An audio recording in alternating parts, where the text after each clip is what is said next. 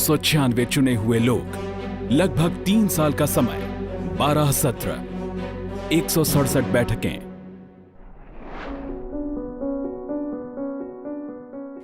इस तरह भारत ने खुद को एक संविधान दिया। इतिहास में पहली बार धर्म, जाति, क्षेत्र, भाषा में बटा ये भूभाग एक संप्रभुता संपन्न राष्ट्र बना।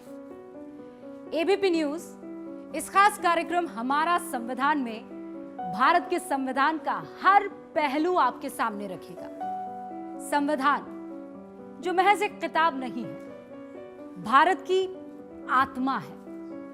Constitution is the supreme law of the land, यानी संविधान देश का सर्वोच्च कानून है। हमारी इस खास सीरीज का मकसद है कि देश का हर नागरिक इस सबसे महत्वपूर्ण दस्तावेज को जान सके, इसके हर पन्ने में दर्ज अपने अधिकारों को सरल भाषा में समझ सके। सबसे पहले इस सवाल का जवाब जान लेते हैं कि आखिर संविधान है क्या। संविधान वो ग्रंथ है जो सरकार, प्रशासन और व्यवस्था के तमाम अंगों को कामकाज की शक्ति देता है और उनका दायरा भी तय करता है। यानी देश कैसे चलेगा, सरकार किस तरह से काम करेगी, व्यवस्था का हर अंग कैसे काम करेगा, ये संविधान से तय होता है। संविधान के महत्व को समझने के लिए आप जरा सुप्रीम कोर्ट या हाई कोर्ट से सरकार के फैसलों को बदले या रद्द किए जाने के मामलों को याद करें। कोर्ट ऐसा इसलिए करता है क्योंकि सरकार, संसद या राज्य विधानसभा का कोई भी फैसला या कानून संविधान का उल्लंघन करने वाला नहीं हो सकता। मतलब देश में जो कुछ भी होगा संविधान के मुताबिक होगा। अब भारतीय संविधान के निर्माण की बात। दुनिया में जब से शासन व्यवस्था है तब से शासन के नियम तय किए जाते हैं। भारत के सबसे प्राचीन ग्रंथ ऋग्वेद और अथर्ववेद में सामान्य लोगों की सभा और वरिष्ठ जनों की समिति के जरिए शासन प्रशासन के काम की व्यवस्था का जिक्र है। कौटिल्य के अर्थशास्त्र, पाणिनि के अष्टाध्यायी के साथ ही ऐतरेय ब्राह्मण, मनुस्मृति जैसे कई ग्रंथों में शासन की व्यवस्था, उसके अलग अलग अंगों के अधिकार जैसी बातों का ब्यौरा है। अशोक के शिलालेख भी एक तरह से शासन व्यवस्था का ही बखान करते हैं। आजादी के आंदोलन के दौरान ज्यादातर बड़े स्वतंत्रता सेनानी कानून के जानकार थे। उन्होंने महसूस किया कि भारत में शासन व्यवस्था के लिए नियम बनाने की जरूरत है। वो चाहते थे कि शासन व्यवस्था के नियम तय करने के लिए भारत के लोगों की एक संविधान सभा का गठन हो। अंग्रेज सरकार इसके लिए सहमत नहीं थी। 1935 में अंग्रेजों ने इस मांग को शांत करने के लिए अपनी तरफ से गवर्नमेंट ऑफ इंडिया एक्ट बनाया, लेकिन कांग्रेस ने इसका यह कहकर विरोध किया कि इसे भारत के लोगों ने नहीं बनाया है। आखिरकार दूसरे विश्व युद्ध के बाद जब भारत की आजादी की संभावनाएं बढ़ने लगी, तब संविधान सभा का गठन किया गया। इस संविधान सभा में पहले 389 चुने हुए सदस्य थे, जो देश के विभाजन के बाद 296 हो गए। ये सदस्य देश की अलग अलग असेंबली से चुनकर आए थे। जो प्रोविंशियल असेंबलीज थी उनसे ही प्रतिनिधि चुने गए और प्रतिनिधि चुनकर एक संविधान सभा बनी और दिसंबर 1946 में उसकी पहली मीटिंग हुई। सत्ता का हस्तांतरण तब तक नहीं हुआ था, वो 15 अगस्त 1947 को हुआ, लेकिन संविधान सभा ने दिसंबर 1946 में अपना काम शुरू कर दिया था। सोमवार 9 दिसंबर 1946 को सुबह 11 बजे से संविधान सभा की पहली बैठक हुई। इस बैठक का मुस्लिम लीग ने यह कहकर बहिष्कार किया कि मुसलमानों के लिए अलग देश का गठन किया जाना चाहिए। संविधान सभा की कुल 165 दिन बैठकें हुई। सभा के अध्यक्ष डॉक्टर राजेंद्र प्रसाद थे। सभा के संवैधानिक सलाहकार सर बेनेगल नरसिंह राव थे। बीएन राव ने दुनिया के बहुत सारे संविधानों का अध्ययन किया। यूके, आयरलैंड, कनाडा और अमेरिका जाकर वहां के कानून के विद्वानों से विस्तृत चर्चा की। फिर अक्टूबर 1947 में उन्होंने संविधान का पहला ड्राफ्ट तैयार किया। फिर ये ड्राफ्ट डॉक्टर भीमराव अंबेडकर की अध्यक्षता वाली 7 सदस्यीय ड्राफ्टिंग कमेटी को सौंपा गया। राव की तरफ से तैयार ड्राफ्ट पर विचार करने के बाद डॉक्टर अंबेडकर की ड्राफ्टिंग कमेटी ने 21 फरवरी 1948 को एक नया ड्राफ्ट संविधान सभा के अध्यक्ष को सौंपा। इस ड्राफ्ट पर लोगों से सुझाव मांगे गए। इसके आधार पर ड्राफ्ट में कई बदलाव किए गए। बदला हुआ ड्राफ्ट 4 नवंबर 1948 को संविधान सभा में रखा गया। फिर इस ड्राफ्ट पर बहस शुरू हुई। अगले 1 साल तक संविधान निर्माताओं ने एक एक प्रावधान पर विस्तार से चर्चा की। क्या रखना है, क्या नहीं, किस में बदलाव की जरूरत है। सभी बातों पर चर्चा और जरूरी बदलाव करने के बाद 26 नवंबर 1949 को संविधान सभा ने ड्राफ्ट को स्वीकार कर लिया। इस तरह से उसे भारत के संविधान का दर्जा मिल गया। इसके बाद 24 जनवरी 1950 को संविधान सभा की बैठक हुई। इसमें जन गण मन को राष्ट्रगान का दर्जा मिला। वंदे मातरम को बराबर सम्मान के साथ राष्ट्रगीत स्वीकार किया गया। 26 जनवरी 1950 से संविधान देश में पूरी तरह लागू हो गया। बीएन राव ने लगभग 60 देशों के संविधान का अध्ययन किया था। डॉक्टर अंबेडकर समेत संविधान सभा के कई और सदस्यों को भी दूसरे देशों की शासन व्यवस्था की अच्छी जानकारी थी। नतीजा रहा, अलग अलग देशों की व्यवस्था के ऐसे हिस्सों को संविधान में जगह देना जो भारत के लिए सही लगे। मसलन राष्ट्रपति को संवैधानिक प्रमुख और सेना का सर्वोच्च कमांडर बनाना अमेरिका से लिया गया। संसदीय चुनाव, संसद में 2 सदनों लोकसभा और राज्यसभा की व्यवस्था, केंद्रों को राज्यों से ज्यादा शक्तिशाली बनाने वाला संघीय ढांचा कनाडा से, और वेस्टमिंस्टर प्रणाली यानी संसद के लिए जवाबदेह मंत्रिमंडल का प्रावधान ब्रिटेन से लिया गया।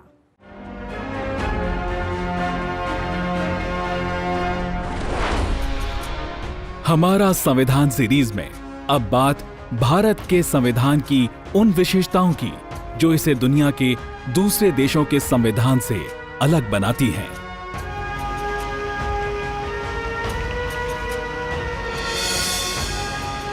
भारत का संविधान दुनिया का सबसे बड़ा संविधान है। हमारे विद्वान संविधान निर्माताओं ने कोशिश की कि कोई भी बात भविष्य में व्याख्या या विश्लेषण के लिए ना छोड़ी जाए। देश चलाने में स्पष्टता के लिए जिन बातों की जरूरत थी उन सबको संविधान में जगह दी। नतीजा, दुनिया का सबसे बड़ा संविधान।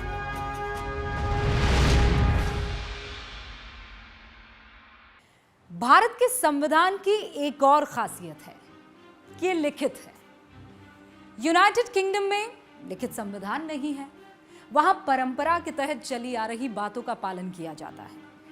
कई देशों में संविधान में बदलाव संभव नहीं है, जबकि कई देशों में संविधान में आसानी से बदलाव किया जा सकता है।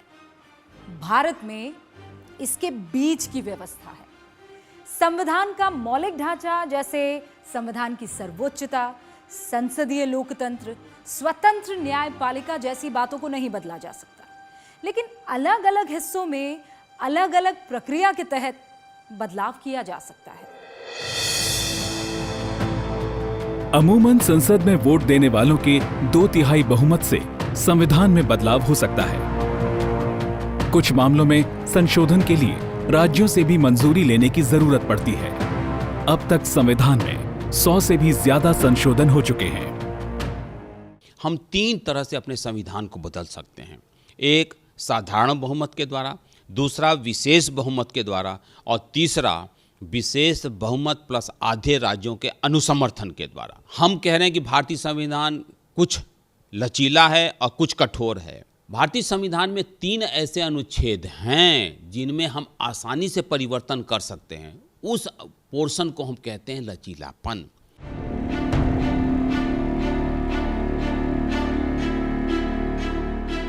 ब्रिटेन में पूरी तरह से केंद्रीय शासन है।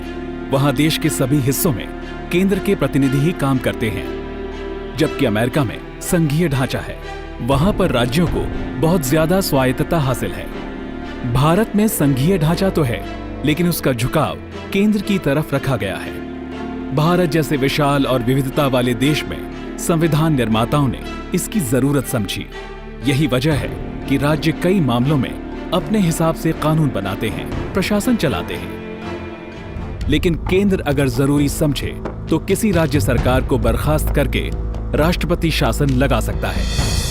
भारत में एकल नागरिकता व्यवस्था है। सभी लोग भारत के नागरिक होते हैं, किसी राज्य का नागरिक नहीं होते। नागरिकों को देश के कुछ हिस्सों को छोड़कर कहीं भी आने जाने, बसने और व्यवसाय करने की स्वतंत्रता हासिल है। भारतीय संविधान की एक और विशेषता है वयस्क मताधिकार। 18 साल या उससे अधिक उम्र के हर नागरिक को मतदान के जरिए अपना प्रतिनिधि चुनने का अधिकार है। यहां धर्म, जाति, भाषा, प्रांत, लिंग आदि के भेदभाव के बिना हर नागरिक को वोट की शक्ति दी गई है। सबके वोट का महत्व एक बराबर है। भारत में राष्ट्रपति और संसदीय दोनों प्रणाली लागू है। भारत में राष्ट्रपति संवैधानिक प्रमुख होते हैं, लेकिन असल में देश का नेतृत्व संसद के निचले सदन में बहुमत का समर्थन पाने वाले प्रधानमंत्री करते हैं। अमेरिका में राष्ट्रपति के पास अपार शक्तियां हैं, वो किसी भी नागरिक को मंत्री बना सकते हैं। लेकिन भारत में सांसदों के बीच से ही मंत्री चुने जाते हैं और एक सांसद ही प्रधानमंत्री होता है।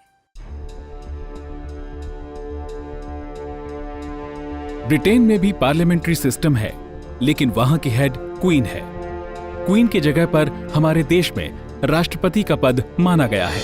भारत में राजशाही नहीं है। यहाँ किसी राज परिवार का व्यक्ति अपने जन्म के आधार पर देश का सर्वोच्च पद हासिल नहीं करता। देश का सर्वोच्च पद राष्ट्रपति का है, जिसके लिए चुनाव होता है। पद की योग्यता पूरी करने वाला कोई भी नागरिक राष्ट्रपति बन सकता है।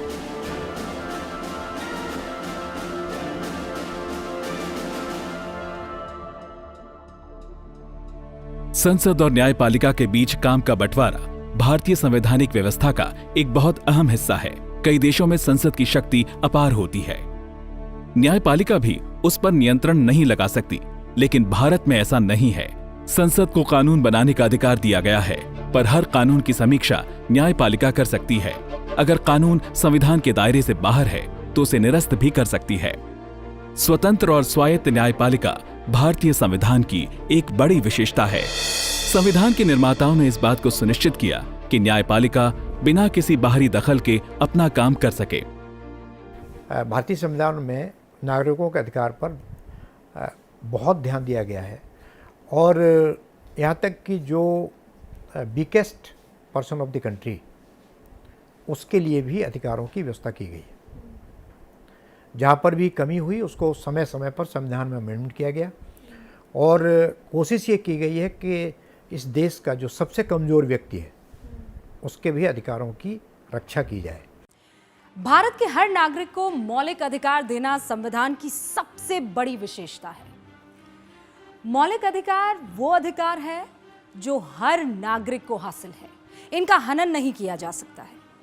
अगर सरकार के किसी कदम से किसी नागरिक के मौलिक अधिकार का हनन होता है तो सुप्रीम कोर्ट या हाई कोर्ट का दरवाजा खटखटाया जा सकता है। मौलिक अधिकार मसलन कानून की नजर में बराबरी, अपनी बात कहने की आजादी, देश में कहीं भी जाने और बसने की आजादी, सम्मान से जीवन जीने की स्वतंत्रता आदि भारत में हर नागरिक को ये हासिल है। हालांकि हर अधिकार की सीमा भी संविधान में तय की गई है।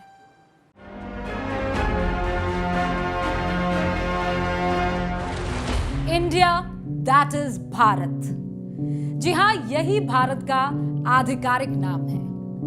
संविधान के पहले अनुच्छेद में इसी नाम का जिक्र करते हुए भारत को राज्यों का एक संघ कहा गया है। तो क्या है इंडिया दैट इज भारत? संविधान निर्माता जैसा भारत चाहते थे, उसी के मुताबिक उन्होंने संविधान बनाया। पूरा संविधान जिन विचारों पर आधारित है उसका परिचय देती है संविधान की प्रस्तावना। संविधान की प्रस्तावना से हमें ये ज्ञात होता है कि हमारे जो संविधानकर्ता है कैसे देश बनाना चाहते थे। जब 1950 में संविधान को हम अमल में लाए, तब हमारे संविधानकर्ताओं ने एक ऐसे भारत की कल्पना की थी जहाँ पर सबको न्याय मिले, सब समान हो और एक मजबूत राष्ट्र बने। तो जब भी संविधान के कोई प्रावधान पर हमें उसकी इंटरप्रिटेशन का सवाल आता है तो हम हमेशा ये देखते हैं कि प्रिएम्बल में क्या कहा गया है। तो एक तरफ से अगर आप देखें तो जैसे गीता सार का एक अर्थ ये सिर्फ यही है कि कर्मण्येवाधिकारस्ते, वैसे ही भारत के संविधान को अगर समझना है तो उसके प्रिएम्बल को समझना होगा। देश क्या है, कैसा है, इसके शासन का आधार क्या है, नागरिकों से क्या अपेक्षा है, हर बात इस प्रस्तावना में है। आइए इसे देखें। हम भारत के लोग भारत को एक संपूर्ण प्रभुत्व संपन्न समाजवादी पंथ निरपेक्ष लोकतंत्रात्मक गणराज्य बनाने के लिए तथा उसके समस्त नागरिकों को सामाजिक, आर्थिक और राजनैतिक न्याय, विचार, अभिव्यक्ति, विश्वास, धर्म और उपासना की स्वतंत्रता, प्रतिष्ठा और अवसर की समता प्राप्त कराने के लिए तथा उन सब में व्यक्ति की गरिमा और राष्ट्र की एकता और अखंडता सुनिश्चित कराने वाली बंधुता बढ़ाने के लिए दृढ़ संकल्प होकर अपनी संविधान सभा में आज तारीख 26 नवंबर 1949 ईस्वी को एतद द्वारा इस संविधान को अंगीकृत, अधिनियमित और आत्मार्पित करते हैं। इस प्रस्तावना का एक एक शब्द भारत का परिचय देता है। सबसे पहले लिखा है संपूर्ण प्रभुत्व संपन्न समाजवादी पंथ निरपेक्ष लोकतंत्रात्मक गणराज्य, मतलब ऐसा देश जो किसी के अधीन नहीं है, जो पूरे समाज के कल्याण के लिए काम करता है, जहां शासन हर धर्म को समान दृष्टि से देखता है, जहां लोकतंत्र है, लोग खुद अपने प्रतिनिधि चुनते हैं। आगे सभी नागरिकों को सामाजिक, आर्थिक और राजनीतिक न्याय देने का जिक्र है। साफ है कि भारत में हर नागरिक को सामाजिक, आर्थिक और राजनीतिक तौर पर एक जैसा अवसर देना, विषमताओं को दूर करना भारत की शासन व्यवस्था का आदर्श माना गया है। इसके बाद नागरिकों को विचार, अभिव्यक्ति, विश्वास, धर्म और उपासना की स्वतंत्रता, प्रतिष्ठा और अवसर की समता दिलाने और व्यक्ति की गरिमा, राष्ट्र की एकता और अखंडता को सुनिश्चित कराने वाली बंधुता बढ़ाने की बात कही गई है। एक एक शब्द बहुत महत्वपूर्ण है।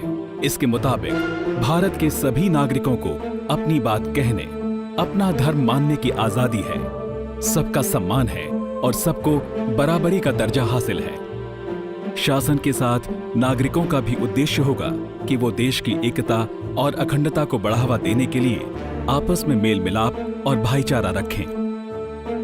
इस प्रस्तावना को सभी मौजूदा और भावी नागरिकों की तरफ से संविधान सभा ने 26 नवंबर 1949 को स्वीकार किया। हमारे जो भी भारतीय नागरिक हैं वो सभी के सभी संविधान से बंधे हुए हैं। कोई ये नहीं कह सकता कि हम संविधान को उल्लंघन कर देंगे, या कोई ये नहीं कह सकता कि हम संविधान से ऊपर हैं। देश का चाहे कितना ही पावरफुल आदमी हो, वो भी संविधान से बंधा हुआ है।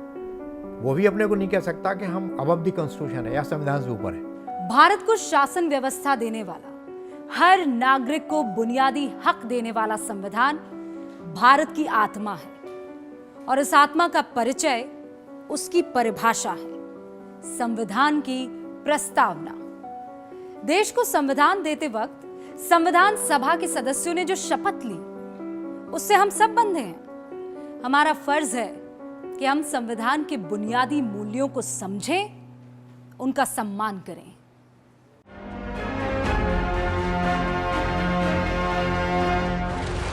संविधान सीरीज में अब हम एक एक करके नागरिकों को हासिल मौलिक अधिकारों की बात करेंगे। मौलिक अधिकार भारतीय संविधान की सबसे बड़ी विशेषताओं में से एक है। भारत उन देशों में शामिल है जो स्पष्ट रूप से अपने नागरिकों और भारत में रह रहे किसी व्यक्ति के सामान्य मानव अधिकार को मौलिक अधिकार का दर्जा देता है, यानी ऐसे अधिकार जिन्हें किसी नागरिक से छीना नहीं जा सकता। तमाम अधिकारों के दायरे तय किए गए हैं।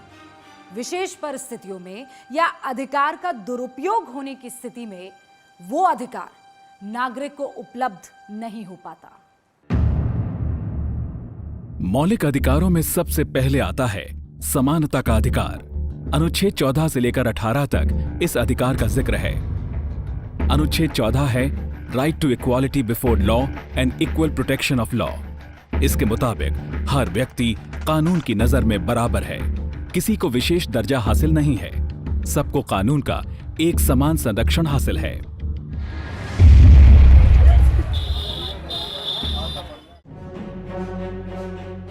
अगर संसद कोई ऐसा कानून बनाती है जिससे समान परिस्थिति के दो लोगों में भेदभाव होता हो, तो सुप्रीम कोर्ट या हाई कोर्ट उसे निरस्त कर सकता है। उसी तरह अगर सरकार कोई ऐसा कदम उठाती है जो एक जैसे दो नागरिकों पर एक जैसा असर नहीं डालता, तो उसे भी रद्द किया जा सकता है। अनुच्छेद 14 समानता की व्यापक परिभाषा देता है। इस तरह की समानता भारत में रह रहे हर व्यक्ति को हासिल है, चाहे वो भारत का नागरिक हो या नहीं। लेकिन अनुच्छेद 15 से लेकर 18 तक जो अधिकार हैं, वो खासतौर पर भारतीय नागरिकों के लिए ही हैं।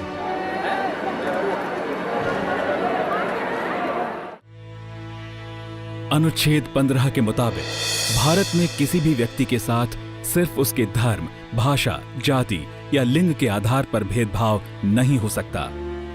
मतलब हर नागरिक को एक समान अवसर मिलेगा। किसी के साथ भी सिर्फ इस वजह से भेदभाव नहीं किया जाएगा कि वो किसी खास धर्म, जाति, भाषा, क्षेत्र या लिंग का है।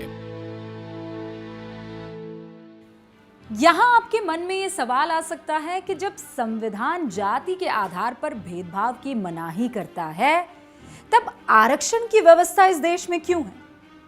आपके सवाल में ही जवाब छुपा है।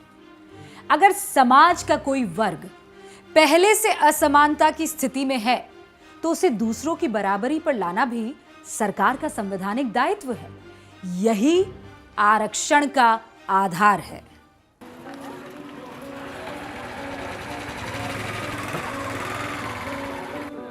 सुप्रीम कोर्ट ने भी अपने कई फैसलों में इसे सही माना है।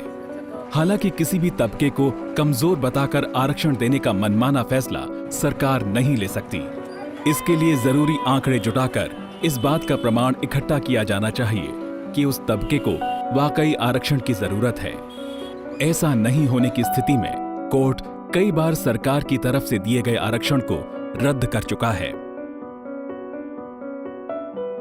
देखिए, समानता की बात तो करी है 15 और 16 में, लेकिन ये भी बोला है कि जो पिछड़े समाज में जो पिछड़ी जाति के लोग हैं, शेड्यूल्ड कास्ट वगैरह हैं, उनके लिए अफर्मेटिव एक्शन के लिए जॉब्स में रिजर्वेशन किया जा सकता है, सरकारी जॉब्स में। लेकिन उस पर सुप्रीम कोर्ट ने बोला है कि 50% से ज़्यादा नहीं हो सकता ओवरऑल रिजर्वेशन। अनुच्छेद 16 सरकारी नौकरियों में सबको समान अवसर दिए जाने की बात कहता है। यानी यहां भी किसी भी जाति, धर्म, भाषा, क्षेत्र के चलते कोई भेदभाव नहीं किया जा सकता। लेकिन नौकरियों में आरक्षण दिया जाता है। इसकी वजह आपको पहले ही बताई जा चुकी है। अगर कोई तबका पहले से कमजोर है तो उसे ऊपर लाना सरकार का दायित्व है। अनुच्छेद 17 छुआछूत को खत्म करने की बात करता है। भारत में किसी भी नागरिक के साथ अछूत जैसा व्यवहार नहीं किया जा सकता। सरकार की जिम्मेदारी मानी गई है कि वो नागरिकों को ऐसी परिस्थिति से बचाए। इसलिए सरकार ने इससे जुड़े कानून बनाए हैं ताकि कोई अगर किसी से अछूत जैसा बर्ताव करे तो उसे दंडित किया जा सके। अनुच्छेद 18 एबॉलिशन ऑफ टाइटल्स यानी उपाधियों को खत्म किए जाने की बात कहता है। आजादी से पहले अंग्रेजों के दिए सर, खान बहादुर, राय बहादुर, राजा, महाराजा जैसी उपाधियां आपने सुनी होंगी। आजाद भारत में इन्हें खत्म कर दिया गया है। अब ऐसी कोई उपाधि ना तो सरकार किसी को दे सकती है, ना भारत का कोई नागरिक विदेशी सरकार से इन्हें ले सकता है। अब आपके मन में यह सवाल आएगा कि सरकार पद्मश्री, पद्म भूषण और भारत रत्न जैसे जो सम्मान देती है, उन्हें कैसे मान्यता मिल सकती है? सुप्रीम कोर्ट इस पर सुनवाई के बाद फैसला दे चुका है। फैसले में माना गया था कि पद्म पुरस्कार या भारत रत्न नागरिकों को किसी भी क्षेत्र में उनके उल्लेखनीय योगदान के लिए दिया जाने वाला सम्मान है। ये कोई उपाधि नहीं जिसे लोग अपने नाम के आगे या पीछे लगाते हैं और दूसरे के मुकाबले अपने आप को बेहतर साबित करने की कोशिश करते हैं। योगदान के लिए मिलने वाले सम्मान को अनुच्छेद 18 का उल्लंघन नहीं माना जा सकता।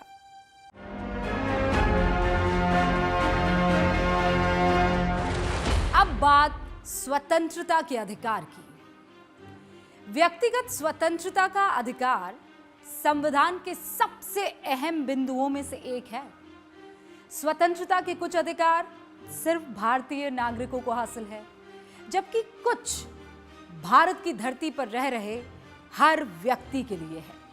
सबसे पहले बात अनुच्छेद 19 की। इस अनुच्छेद के तहत कई तरह के अधिकार आते हैं। 19(1)(a) यानी अभिव्यक्ति की स्वतंत्रता एक ऐसा अधिकार है जिस पर हाल के दिनों में सबसे ज्यादा चर्चा हुई है। ये अनुच्छेद हर नागरिक को अपनी बात मौखिक, लिखित और चित्र के जरिए या किसी भी दूसरे तरीके से अभिव्यक्त करने की आजादी देता है। हालांकि इस अधिकार की अपनी सीमाएं हैं। अनुच्छेद 19(a) अभिव्यक्ति को अपनी बात रखने की, कहने की पूरी स्वतंत्रता देता है, मौलिक अधिकार देता है, लेकिन उसकी कुछ सीमाएं हैं कि आप कंटेम्प्ट ऑफ कोर्ट नहीं कर सकते, किसी का डेफेमेशन नहीं कर सकते, वो सरकार कानून से रेगुलेट कर सकती है।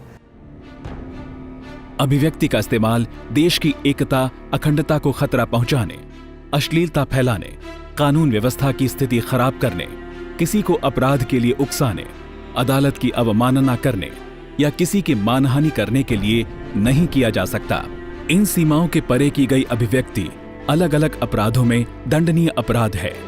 19(1)(b) से लेकर G तक 5 और अहम अधिकार हैं। ये अधिकार हैं शांतिपूर्वक बिना हथियार के कहीं इकट्ठा होने की आजादी, संगठन बनाने की आजादी, भारत में कहीं भी आने जाने की आजादी, भारत के किसी भी राज्य या शहर में बसने की आजादी, रोजगार या व्यवसाय चुनने की आजादी। इन सभी अधिकारों की भी सीमाएं हैं। जैसे अगर कानून व्यवस्था की स्थिति बिगड़ने का अंदेशा हो तो शांतिपूर्वक जमा होने के अधिकार पर प्रशासन अंकुश लगा सकता है। इसके लिए CRPC की धारा 144 का इस्तेमाल किया जाता है। इसी तरह संगठन बनाने, भारत में कहीं भी आने जाने, व्यवसाय करने जैसे अधिकारों का इस्तेमाल भी कानून व्यवस्था के दायरे में ही हो सकता है।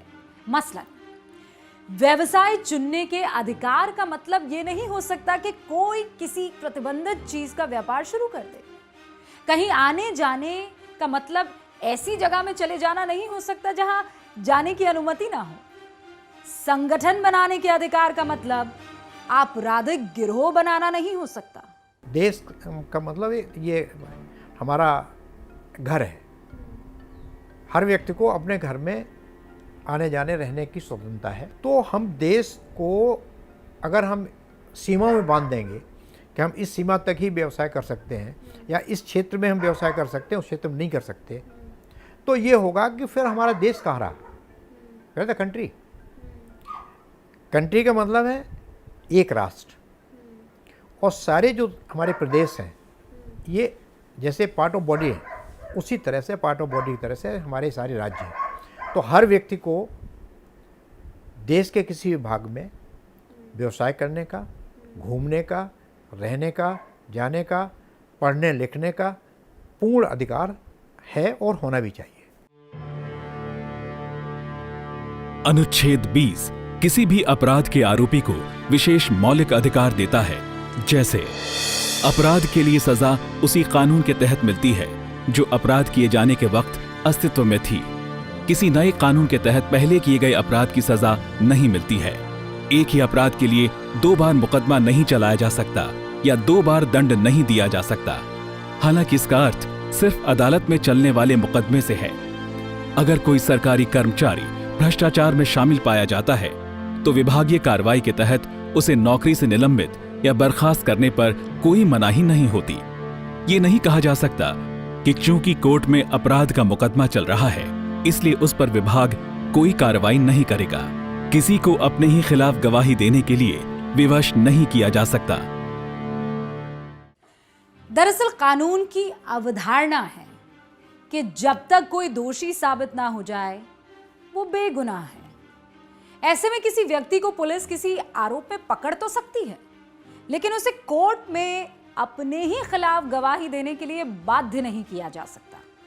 उसे कोर्ट में खुद गवाही देते वक्त सच बोलने की कोई शपथ नहीं लेनी पड़ती है।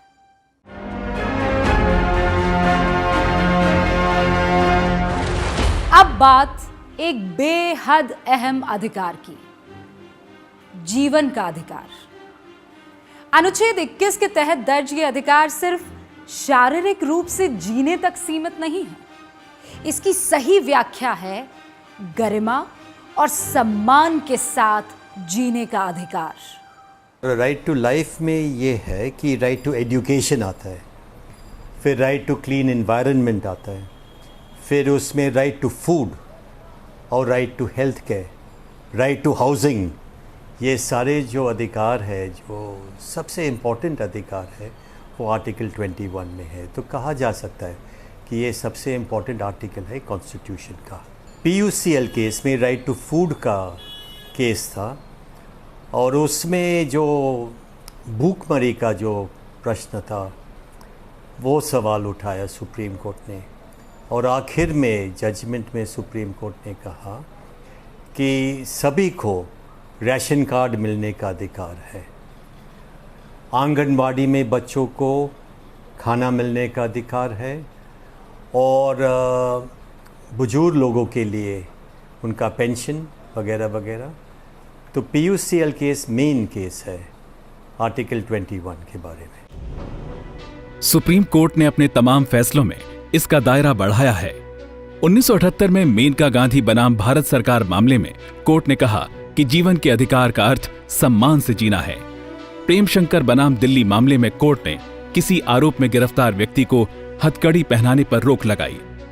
हाल ही में दिए कोर्ट ने निजता यानी प्राइवेसी को भी मौलिक अधिकार करार दिया है। उसे भी सम्मान के साथ जीवन जीने का हिस्सा बताया गया है। इसी तरह 1992 में दिए गए एक फैसले में सुप्रीम कोर्ट ने 6 से 14 साल के बच्चों की शिक्षा को भी मौलिक अधिकार बताया है।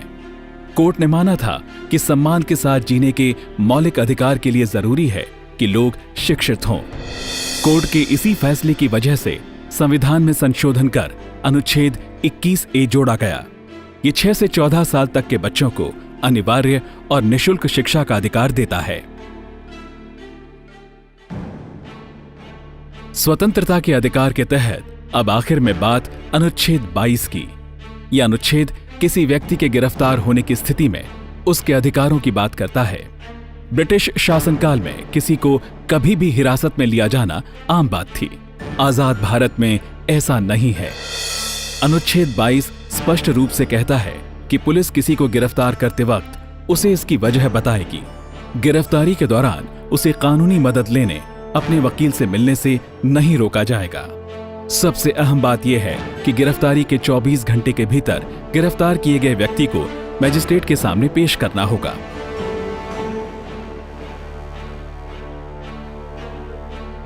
अनुच्छेद 22 में ये भी लिखा है कि अगर किसी को अरेस्ट किया जाता है तो उसको तुरंत ये बताना पड़ेगा कि किस आधार पर उसको अरेस्ट किया गया है। अगर उसको अरेस्ट किया जाता है तो उसको अपने वकील को कंसल्ट करने का तुरंत अधिकार दिया जाएगा और उसको मैजिस्ट्रेट के यहाँ 24 घंटे के अंदर प्रोड्यूस किया जाएगा, और 24 घंटे के आगे मैजिस्ट्रेट के ऑर्डर के बगैर उसको अरेस्ट नहीं किया जा सकता। साफ तौर पर इस अनुच्छेद के जरिए संविधान के निर्माताओं ने किसी व्यक्ति को बेवजह या मनमाने तरीके से गिरफ्तार किए जाने पर अंकुश लगा दिया।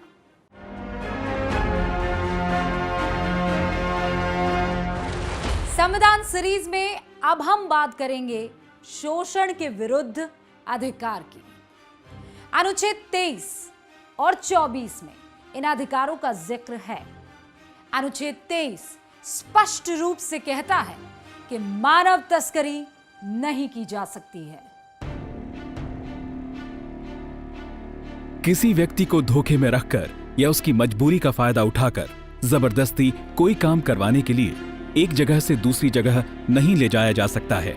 उससे बेगारी या जबरन बंधुआ मजदूरी नहीं कराई जा सकती है। सीधे सीधे शब्दों में कहें तो किसी भी व्यक्ति को उसकी इच्छा के विरुद्ध कोई काम या रोजगार करने के लिए बाध्य नहीं किया जा सकता है।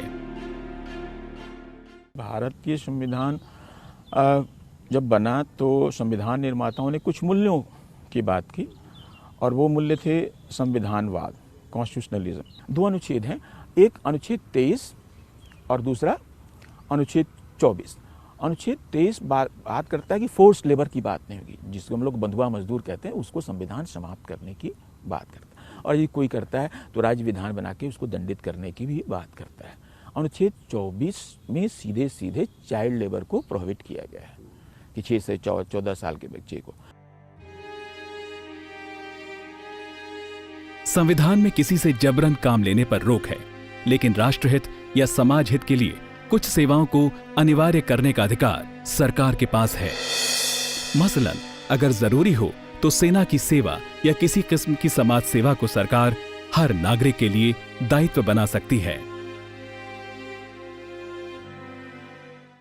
अनुच्छेद 24 स्पष्ट रूप से यह कहता है कि 14 साल से कम उम्र के बच्चों से किसी भी खतरनाक जगह पर काम नहीं करवाया जा सकता है। हालांकि अब इसका दायरा बढ़ गया है। बाल मजदूरी पर पूरी तरह से रोक लगा दी गई है।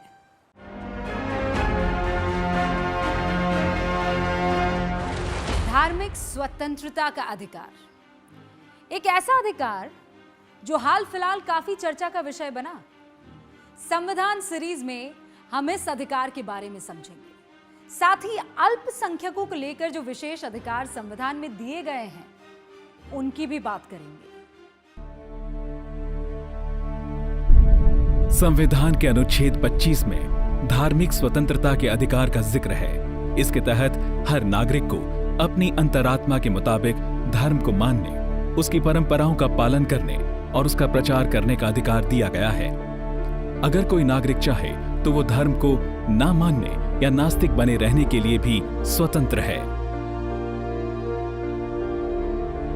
धर्म के पालन के अधिकार की भी सीमाएं हैं। धर्म से जुड़ी परंपराओं का पालन करते वक्त ये जरूर देखा जाएगा कि वो स्वास्थ्य, नैतिकता, कानून व्यवस्था या किसी दूसरे नागरिक के मौलिक अधिकार के खिलाफ न हो। उदाहरण के लिए आनंद मार्ग बनाम भारत सरकार मामले में सुप्रीम कोर्ट ने हाथ में खोपड़ी लेकर सार्वजनिक रूप से तांडव नृत्य करने की मंजूरी नहीं दी थी। कोर्ट ने माना था कि ये परंपरा कानून व्यवस्था की स्थिति बिगाड़ने वाली है। उसी तरह से बकरीद पर गाय की कुर्बानी करने की मनाही है, क्योंकि गाय की कुर्बानी इस्लाम का अनिवार्य हिस्सा नहीं है। साथ ही ऐसा करने से कानून व्यवस्था की स्थिति बिगड़ने का भी अंदेशा है। कुछ साल पहले राजस्थान में संथारा यानी बिना कुछ खाए पिए प्राण त्यागने की जैन धर्म की परंपरा का पालन कर रहे एक व्यक्ति को हाई कोर्ट ने रोक दिया था। कोर्ट ने माना था कि ये परंपरा स्वास्थ्य के खिलाफ है। 25 में लिमिटेशंस दो तरह के हो गए, एक तो पब्लिक ऑर्डर हो गया, दूसरा मोरालिटी हो गया, तीसरा हेल्थ हो गया और तीसरा subject to other provisions of this part. This part मतलब पार्ट 3 मतलब फंडामेंटल राइट्स। इसका मतलब ये कि अनुच्छेद 25 क्लॉज 1 एक तरफ, 21 एक तरफ, 19 एक तरफ। जैसे अब कोई मस्जिद से या मंदिर से या गिरजाघर से आवाज़ आती है, अब वो कह रहे हैं धार्मिक स्वतंत्रता का अधिकार है, और उस आवाज़ से किसी को सोने में, किसी को मरीज है, डिस्टर्बेंस हो रहा है, कह नहीं सुप्रीम कोर्ट चले गए। बहुत सारे वाद हैं, सुप्रीम कोर्ट चले गए कि मेरे धार्मिक स्वतंत्रता का अधिकार का उल्लंघन होता है, हम आजान के लिए लाउड स्पीकर का इस्तेमाल करेंगे। तो सुप्रीम कोर्ट कहता है कि नहीं, यदि आजान का अधिकार और शांत वातावरण में रहने का अधिकार या सोने का अधिकार, या एक व्यक्ति जो विद्यार्थी है उसको पढ़ाई में व्यवधान हो रहा है, उसका अधिकार, freedom of speech and expression में 19(1)(a) में ये प्रोटेक्टेड है। साफ है कि धर्म का पालन करने का अधिकार भी कुछ सीमाओं में बंधा है। इस तरह के मामलों में कोर्ट सबसे पहले इस बात को देखता है कि जिस परंपरा की बात की जा रही है, क्या वो धर्म का अनिवार्य हिस्सा है। एक साथ 3 तलाक को चुनौती देने वाली याचिकाओं पर सुनवाई के दौरान भी कोर्ट ने सबसे पहले इसी बात को देखा था। इसके बाद कोर्ट ये देखता है कि जिस परंपरा को चुनौती दी गई है वो स्वास्थ्य, नैतिकता, कानून व्यवस्था जैसी चीजों के खिलाफ तो नहीं है। यहां हमें यह भी समझना होगा कि अनुच्छेद 25 के तहत धर्म का पालन करने और उसका प्रचार करने का अधिकार दिया गया है, लेकिन धर्म परिवर्तन करवाने को मौलिक अधिकार नहीं माना गया है, क्योंकि धर्म परिवर्तन करवाने की कोशिश कानून व्यवस्था की स्थिति बिगाड़ने वाली हो सकती है। Article 25 and 26, every citizen of India has a right to profess and propagate their own religion. So therefore this is a democratic country where no matter how small your sect may be, you have a right to profess your religion. Nobody can tell you that you must say like this or pray like this and so on. If you do or say something which affects another religion, which causes a rift among people of different religions, then it is a criminal offense. अनुच्छेद 26 धर्म के पालन से जुड़ी व्यवस्था का अधिकार लोगों को देता है। धर्म से जुड़ी गतिविधि चलाने के लिए संस्था बनाना, धार्मिक स्थल का निर्माण, उसकी व्यवस्था करने के लिए नियम कायदे बनाना, ये सब कुछ इसके तहत आता है। हालांकि इस अधिकार की भी सीमाएं हैं। इसका पालन इस तरीके से नहीं किया जा सकता जिससे दूसरों के मौलिक या कानूनी अधिकारों का हनन होता हो। अनुच्छेद 29 और 30 में अल्पसंख्यकों को अपने धर्म, भाषा या संस्कृति के संरक्षण के लिए स्कूल, कॉलेज और दूसरी संस्थाओं को बनाने और चलाने का अधिकार दिया गया है। बड़े पैमाने पर मदरसा और मिशनरी स्कूल इसी अधिकार के तहत भारत में खोले गए हैं।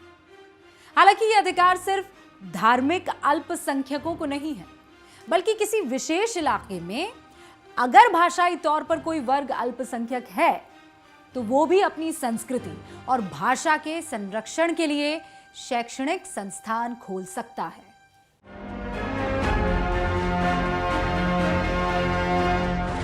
संविधान ने नागरिकों को जहां कई मौलिक अधिकार दिए हैं, वहीं इस बात का भी ध्यान रखा है कि इन अधिकारों का हनन ना हो सके।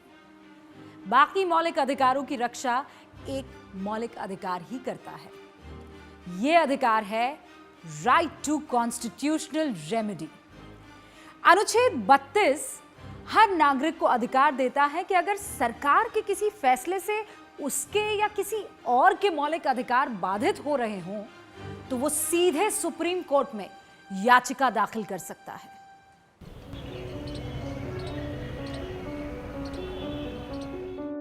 कोर्ट में जितनी भी जनहित याचिकाएं दाखिल होती हैं, वो इसी अधिकार के तहत होती हैं। कोर्ट को अगर लगता है कि सरकार का कोई आदेश नागरिक के मौलिक या संवैधानिक अधिकार का हनन करता है, तो कोर्ट उस आदेश को रद्द कर देता है।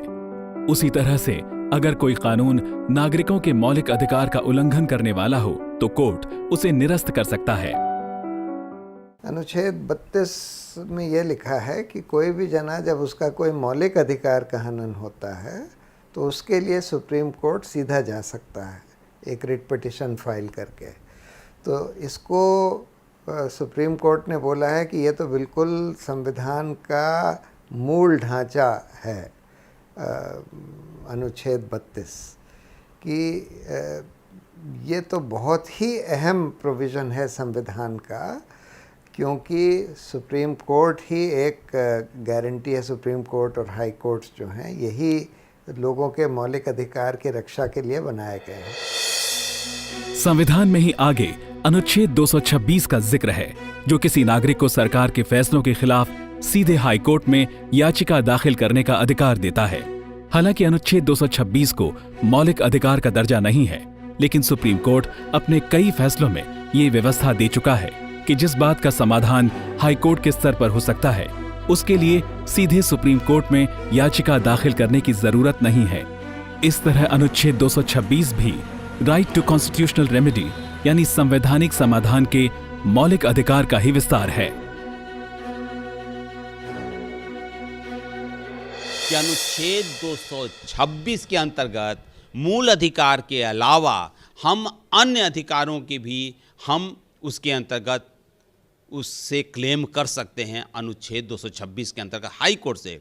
सिर्फ हम मूल अधिकार का ही प्रवर्तन कराते हैं सुप्रीम कोर्ट में, यहाँ पर मूल अधिकार के हाई कोर्ट में मूल अधिकार के साथ साथ अन्य अधिकारों की भी डिमांड हम कर सकते हैं, प्रवर्तन करा सकते हैं हाई कोर्ट में। इसलिए अनुच्छेद 226 का क्षेत्राधिकार बड़ा है, बशर्ते कि अनुच्छेद 32 के सुप्रीम कोर्ट के क्षेत्राधिकार से। अनुच्छेद 32 के तहत सिर्फ मौलिक अधिकारों के हनन के खिलाफ सुप्रीम कोर्ट जाया जा सकता है, जबकि 226 के तहत मौलिक अधिकारों के अलावा दूसरे कानूनी अधिकारों का भी सवाल उठाते हुए हाईकोर्ट में याचिका दाखिल की जा सकती है। अनुच्छेद 32 की याचिका सिर्फ सरकार या सरकारी संस्थान के खिलाफ दाखिल हो सकती है। 226 की याचिका सरकार ही नहीं, किसी भी व्यक्ति या संस्थान के खिलाफ दाखिल की जा सकती है।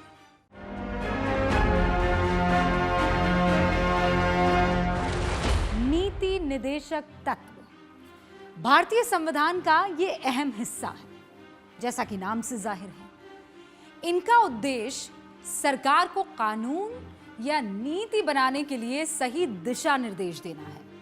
इनका जिक्र संविधान के अनुच्छेद 36 से 51 में है। इन्हें संविधान का हिस्सा बनाने की प्रेरणा आयरलैंड के संविधान से ली गई है। यहां यह स्पष्ट करना जरूरी है कि नीति निर्देशक सिद्धांतों का पालन किसी सरकार के लिए अनिवार्य नहीं है। इसीलिए अगर किसी सिद्धांत का पालन ना हो रहा हो तो उसके लिए अदालत का दरवाजा नहीं खटखटाया जा सकता। सरकार जो भी कानून बनाती है, जो भी कदम उठाती है, इन्हीं सिद्धांतों पर चलते हुए अपना कार्य करती है। पर ये जो सिद्धांत है ये नॉन जस्टिसेबल है। इसको अमल में लाने के लिए आप कोर्ट जा नहीं सकते हैं। इन सिद्धांतों का मकसद देश में न्यायपूर्ण और आदर्श समाज की स्थापना में मदद है, लेकिन सरकार परिस्थिति के मुताबिक इनका पालन किए बिना भी कोई कानून बना सकती है।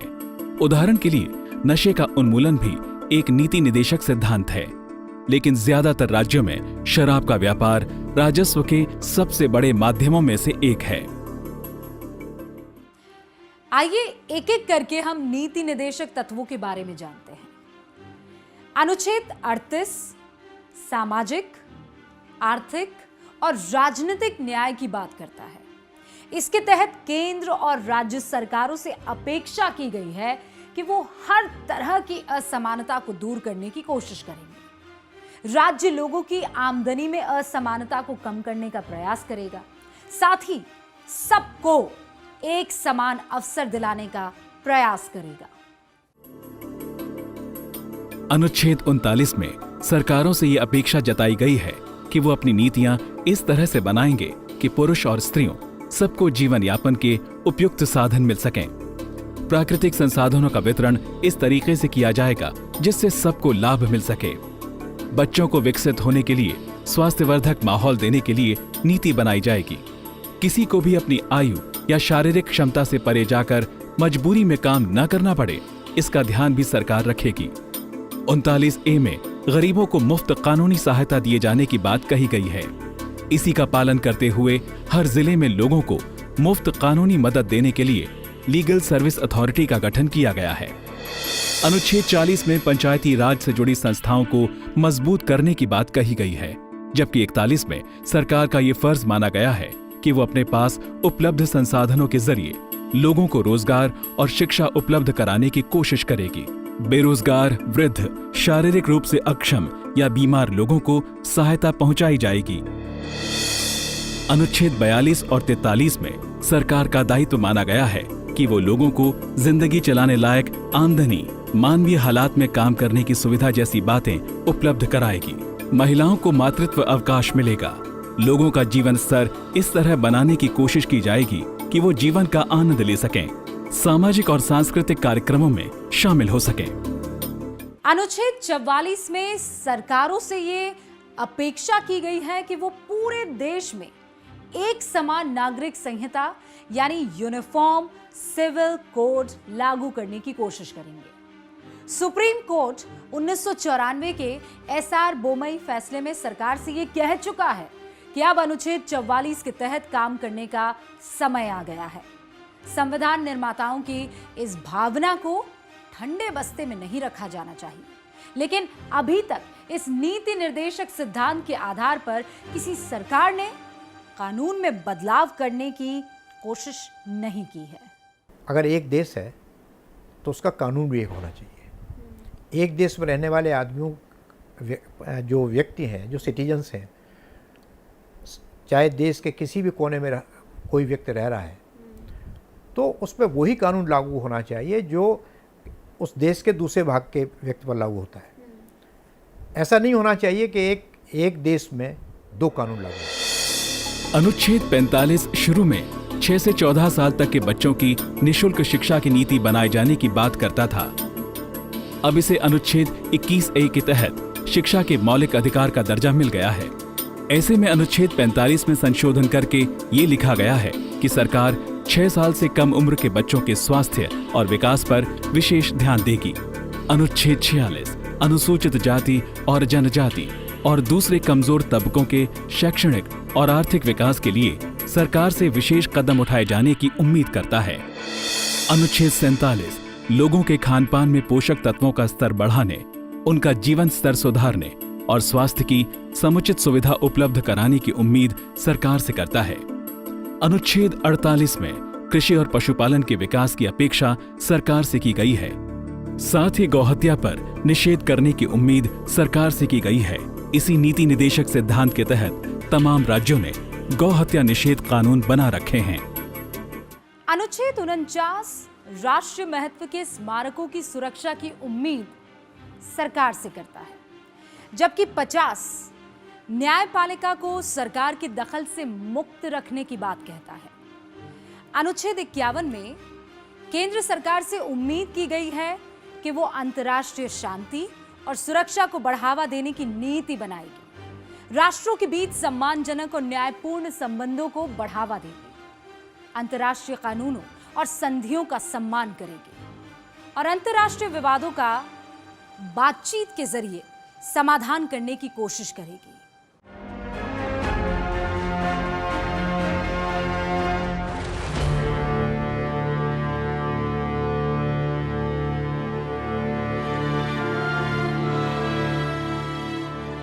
संविधान ने हमें बहुत सारे मौलिक अधिकार दिए हैं, लेकिन क्या हमारे पास सिर्फ अधिकार ही हैं, कर्तव्य नहीं? कर्तव्यों को संविधान का हिस्सा बनाने को लेकर लंबी बहस हुई। संविधान के निर्माण के दौरान कई नेता कर्तव्यों का भी उल्लेख उसमें किए जाने के पक्ष में थे। खुद महात्मा गांधी ने कहा था, अधिकारों का जन्म कर्तव्य से होता है। मेरी मां निरक्षर थी, लेकिन बहुत बुद्धिमान थी। उन्होंने मुझे बताया कि अगर सब लोग अपने फर्ज को निभाएं, तो दूसरों के अधिकारों की रक्षा खुद ही हो जाएगी।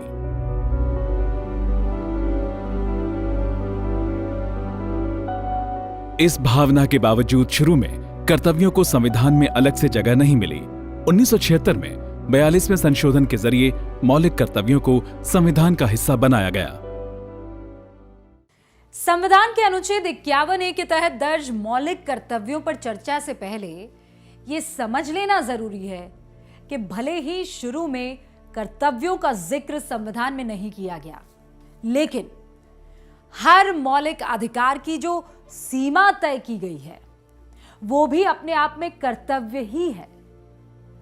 सीमाएं हमें बताती हैं कि हम मौलिक अधिकार का इस्तेमाल करते वक्त किसी और के अधिकारों का हनन नहीं कर सकते, देश के कायदे कानून के खिलाफ नहीं जा सकते। अब बात अनुच्छेद 51A में लिखे 11 मौलिक कर्तव्यों की। पहला, संविधान का पालन करना, उसके आदर्शों, संवैधानिक संस्थाओं, राष्ट्रध्वज और राष्ट्रगान का सम्मान करना। यह हर नागरिक के लिए पहला और सबसे बड़ा दायित्व माना गया है। इसे जोड़ते वक्त यही भावना थी कि जिस संविधान से ये पूरा देश संचालित हो रहा है, उसके प्रति नागरिक के मन में सम्मान हो। वो भारत की संवैधानिक संस्थाओं, देश के झंडे और राष्ट्रगान का हमेशा सम्मान करे।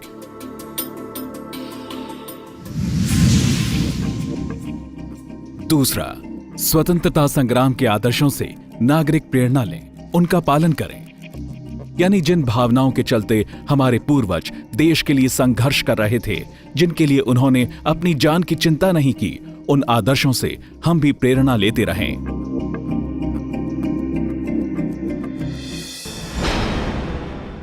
तीसरा, भारत की एकता, अखंडता और संप्रभुता की रक्षा। हर नागरिक ऐसा कुछ भी ना करे जिससे देश की एकता या अखंडता को असर पड़ता हो। नागरिक अपनी व्यक्तिगत क्षमता के मुताबिक भी देश की संप्रभुता और अखंडता को बरकरार रखने का प्रयास करें। चौथा, देश की रक्षा करना। जरूरत पड़ने पर जब कहा जाए तब राष्ट्रीय सेवा के लिए खुद को समर्पित करना। हर नागरिक का दायित्व है कि आपात स्थिति में या युद्ध की स्थिति में देश की सेवा से पीछे ना हटे। इस दौरान उसे जो भूमिका दी जाए उसका पालन करे। पांचवां, भारत के सभी नागरिकों में भाईचारा और सौहार्द को बढ़ावा देना। धर्म, क्षेत्र, भाषा जैसी बातों से परे हर नागरिक को अपना साथी समझना और उससे अच्छा बर्ताव करना। महिलाओं के लिए अपमानजनक या भेदभाव करने वाली कुप्रथा का त्याग करना। छठा, भारत की महान संस्कृति और साझा विरासत को सम्मान की नजर से देखना, उसके संरक्षण का प्रयास करना। सातवां, प्रकृति की रक्षा। जंगल, तालाब, नदियों और वन जीवन के लिए आदर का भाव रखना, उन्हें बचाने की कोशिश करना, सभी जीवों के प्रति दया का भाव रखना। आठवां, जीवन में वैज्ञानिक नजरिया अपनाना, सामाजिक सुधारों के प्रति सकारात्मक रहना। यानी हर नागरिक से यह उम्मीद की गई है कि वो अंधविश्वास से दूर रहेगा, समाज के हर व्यक्ति के जीवन में सुधार के प्रयास का समर्थन करेगा। नवां, सार्वजनिक संपत्ति को नुकसान न पहुंचाना, हिंसा से दूर रहना।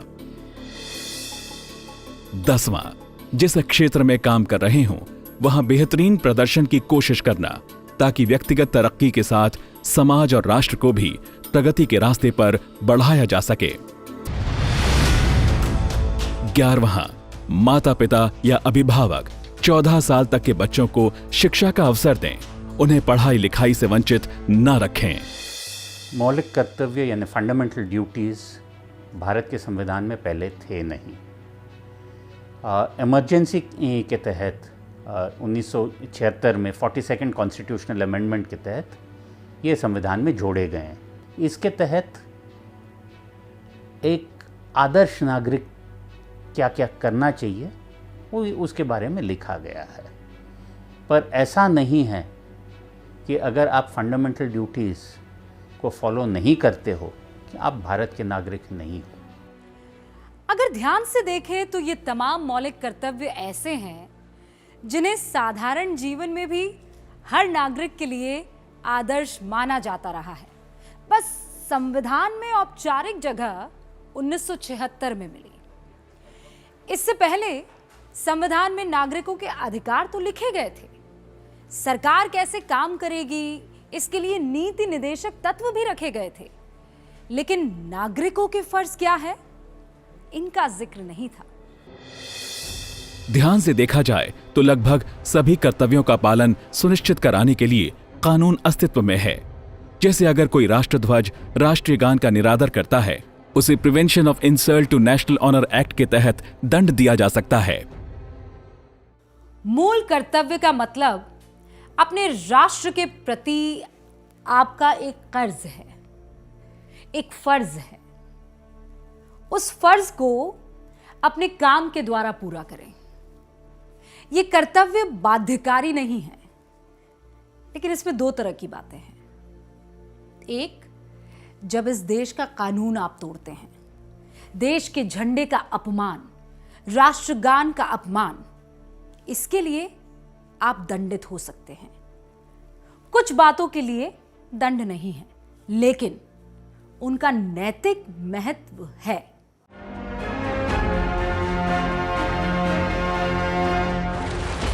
भारत के संविधान निर्माताओं ने व्यवस्था के 3 महत्वपूर्ण अंग रखे: कार्यपालिका, विधायिका और न्यायपालिका।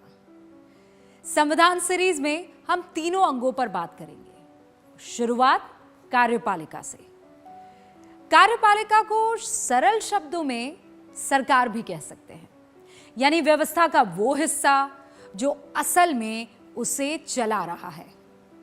कार्यपालिका के अहम हिस्से हैं राष्ट्रपति, उपराष्ट्रपति, मंत्रिपरिषद और प्रधानमंत्री।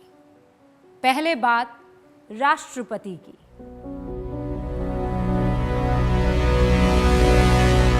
राष्ट्रपति का पद देश का सबसे ऊंचा और सम्मानित पद है। राष्ट्रपति हेड ऑफ द स्टेट यानी राष्ट्राध्यक्ष होते हैं। सरकार की सारी शक्तियां उनमें निहित हैं। सारे आदेश उनकी तरफ से ही जारी किए जाते हैं। वो अपने मातहत अधिकारियों के जरिए शासन करते हैं। राष्ट्रपति सेना के सुप्रीम कमांडर हैं। वो प्रधानमंत्री और केंद्रीय मंत्री परिषद की नियुक्ति करते हैं। संसद का सत्र उनके आदेश पर बुलाया जाता है। कार्यकाल पूरा हो जाने के बाद या किसी पार्टी को बहुमत न होने की स्थिति में लोकसभा को भंग करने का आदेश भी राष्ट्रपति जारी करते हैं। संसद से पास कोई भी विधेयक राष्ट्रपति की मंजूरी के बाद ही कानून कहलाता है। कुछ विधेयक तो ऐसे हैं जो उनकी मंजूरी के बिना संसद में पेश ही नहीं हो सकते, जैसे वित्त विधेयक। राष्ट्रपति का पद हमारे संविधान के अनुसार एक संवैधानिक हेड का, संवैधानिक मुखिया का पद है और राष्ट्रपति मंत्रिपरिषद की राय से काम करता है। लेकिन संविधान में सबसे बड़ा पद राष्ट्रपति का माना गया है।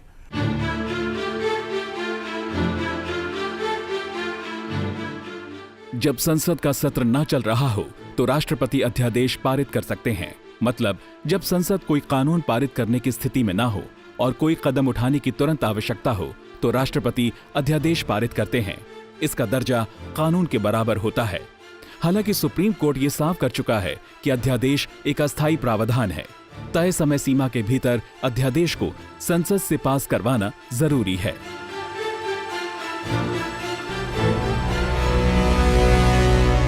फांसी या कोई और सजा पा चुके लोगों को माफी का अधिकार भी राष्ट्रपति के पास है।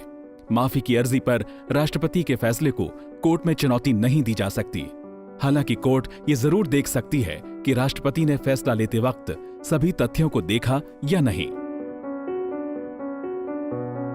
भाइयों और बहनों, राष्ट्रपति जी ने आपातकाल की घोषणा की है। राष्ट्रपति के पास आपातकालीन शक्तियां भी हैं। अनुच्छेद 352 के तहत वो पूरे देश या किसी हिस्से में आपातकाल की घोषणा कर सकते हैं। अगर किसी राज्य में कानून व्यवस्था की स्थिति खराब हो गई हो तो अनुच्छेद 356 के तहत राष्ट्रपति वहां की सरकार को बर्खास्त कर शासन अपने हाथ में ले सकते हैं।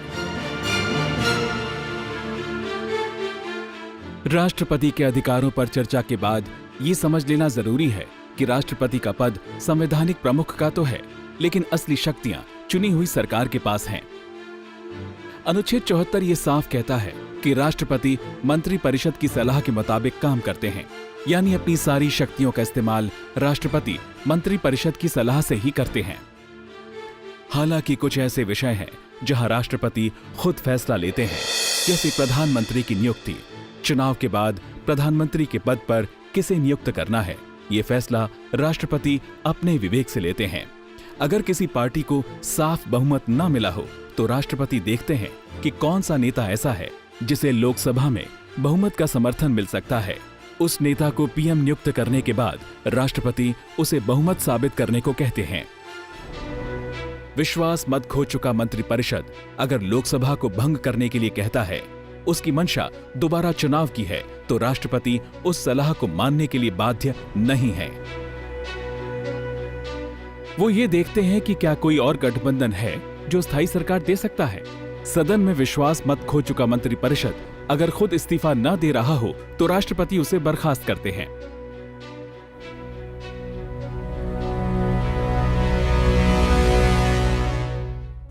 अब राष्ट्रपति के चुनाव पर बात कर लेते हैं।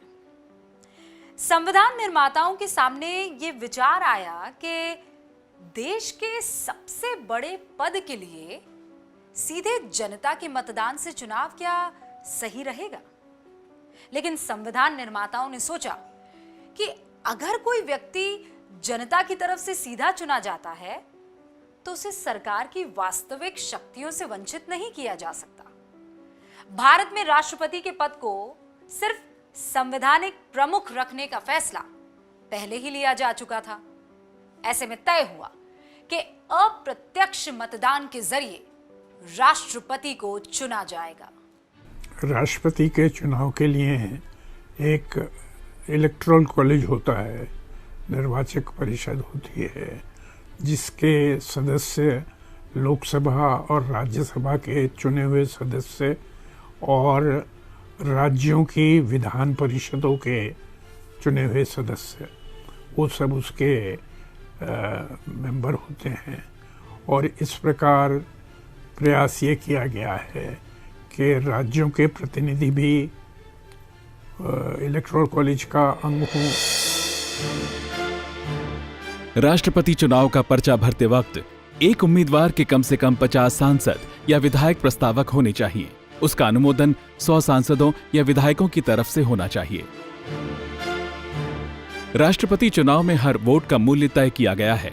जो छोटे राज्य हैं, वहां के विधायकों के वोट का मूल्य बड़े राज्यों की तुलना में कम होता है। लोकसभा और राज्यसभा के सांसदों के वोट का मूल्य विधायकों के वोट से अधिक होता है। राष्ट्रपति चुनाव में खड़े होने के लिए भी योग्यता और शर्तें हैं। 35 साल से अधिक उम्र का जो भारतीय नागरिक लोकसभा का चुनाव लड़ने की योग्यता रखता है, वो राष्ट्रपति का चुनाव लड़ सकता है।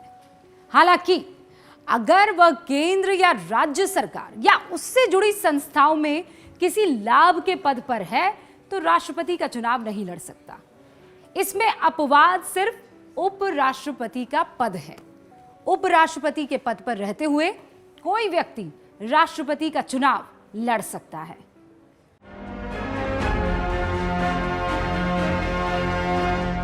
अब सरकार के सबसे अहम हिस्से मंत्रिपरिषद और उसका नेतृत्व करने वाले प्रधानमंत्री की बात। अनुच्छेद 74 में यह लिखा है कि राष्ट्रपति मंत्रिपरिषद की सहायता और सलाह से काम करेंगे, यानी राष्ट्रपति अपनी तरफ से सीधे कोई कदम नहीं उठा सकते। उन्हें मंत्रिपरिषद की सलाह माननी होती है।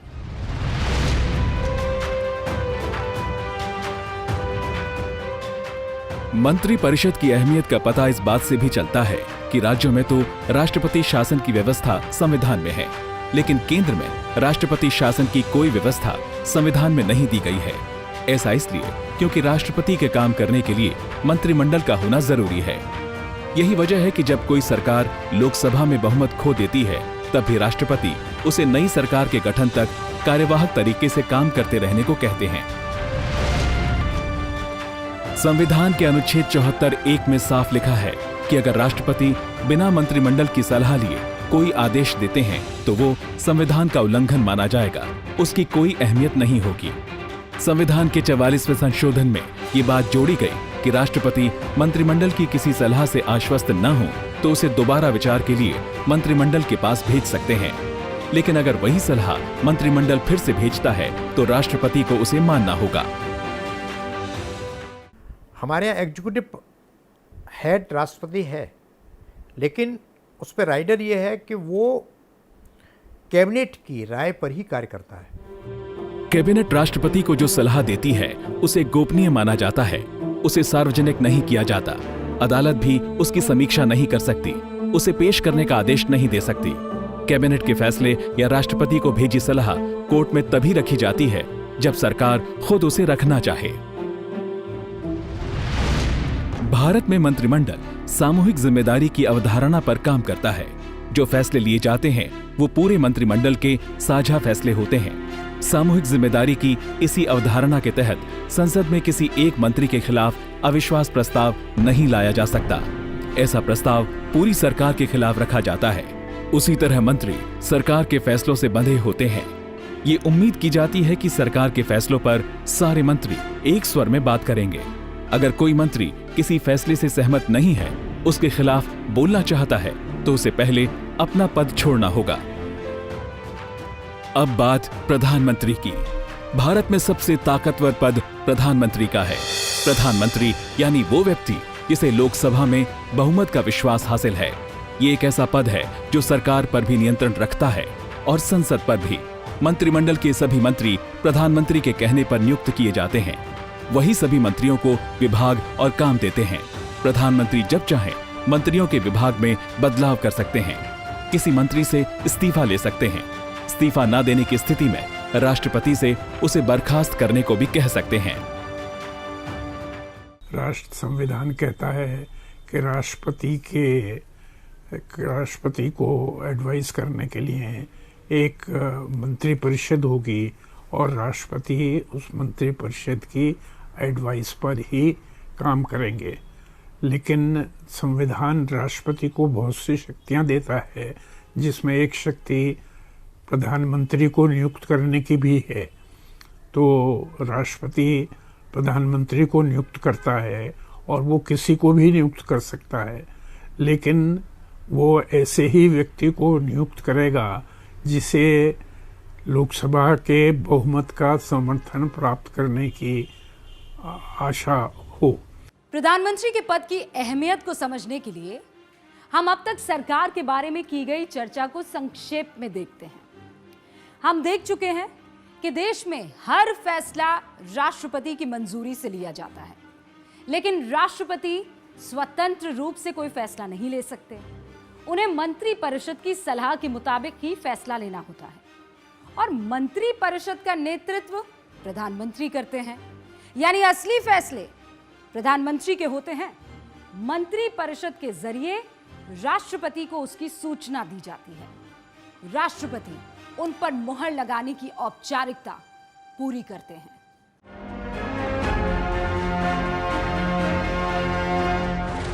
भारत की व्यवस्था का एक महत्वपूर्ण अंग है विधायिका यानी लेजिस्लेचर। भारत को संसदीय लोकतंत्र माना गया है। ऐसे में विधायिका यानी संसद की अहमियत को समझा जा सकता है, जैसा कि नाम ही से जाहिर है। विधायिका का सबसे महत्वपूर्ण काम है कानून बनाना। संविधान के अनुच्छेद 368 के तहत संसद को संविधान संशोधन का भी अधिकार हासिल है। संसद का एक बेहद अहम काम है सरकार पर नियंत्रण रखना। दरअसल संविधान में बिल्कुल साफ किया गया है कि केंद्रीय मंत्रिमंडल लोकसभा के प्रति जवाबदेह होता है। वैसे भी सरकार जो कानून बनाना चाहती है या फैसला लेना चाहती है, उसके लिए संसद की सहमति जरूरी है। संसद में अलग अलग पार्टियों से आने वाले जनप्रतिनिधि इस पर नजर रखते हैं कि सरकार निरंकुश न हो जाए, उसकी नीतियां जनहित और देशहित में हों। संविधान में कहा गया कि काउंसिल ऑफ मिनिस्टर्स जो है मंत्री परिषद, वो लोकसभा के प्रति उत्तरदायी होगी। तो इसके मायने पूरी मंत्री परिषद और हर एक मंत्री लोकसभा के प्रति जवाबदेह है। तो उसके लिए बहुत सारे प्रक्रियात्मक उपाय किए गए। जो जनता के प्रतिनिधि हैं वो सदन के सामने जनता की समस्याएं लाते हैं और मंत्रियों को उनका जवाब देना होता है।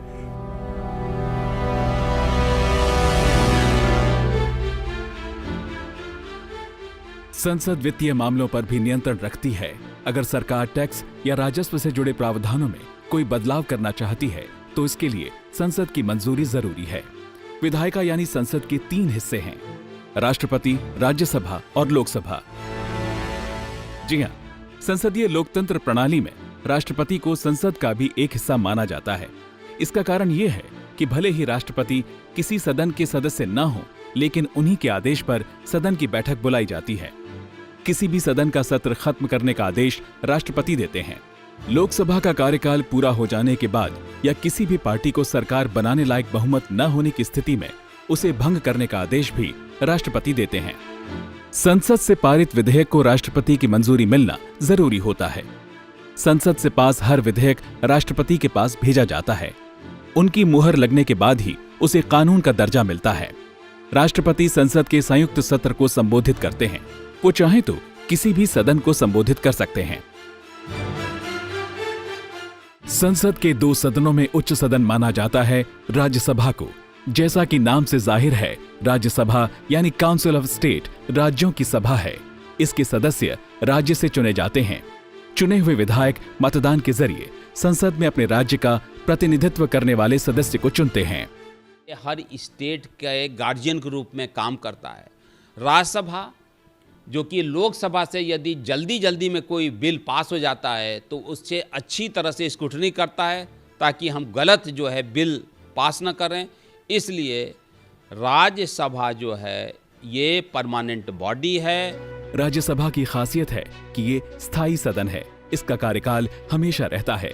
इसके सदस्य का कार्यकाल 6 साल का होता है। हर 2 साल में राज्यसभा के 1/3 सदस्य रिटायर होते हैं।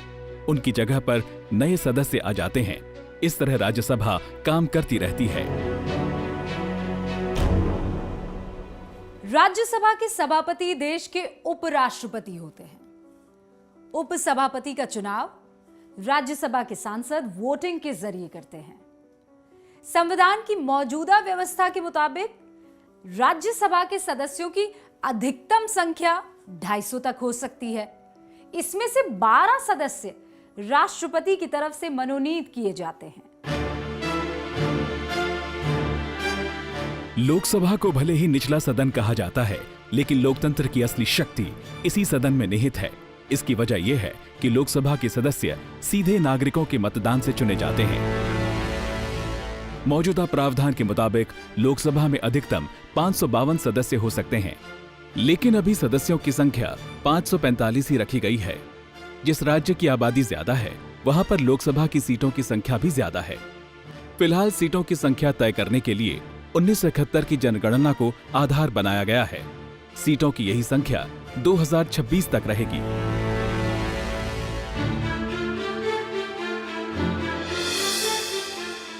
लोकसभा के सदस्य चुने जाने के लिए न्यूनतम उम्र 25 साल होनी चाहिए, जबकि राज्यसभा के लिए न्यूनतम उम्र 30 साल है।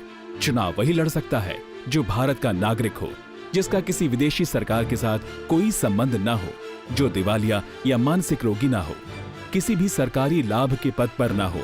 चुनाव लड़ने के लिए जरूरी योग्यता ये भी है कि वो व्यक्ति किसी कानून के तहत संसद की सदस्यता के लिए अयोग्य करार न दिया गया हो।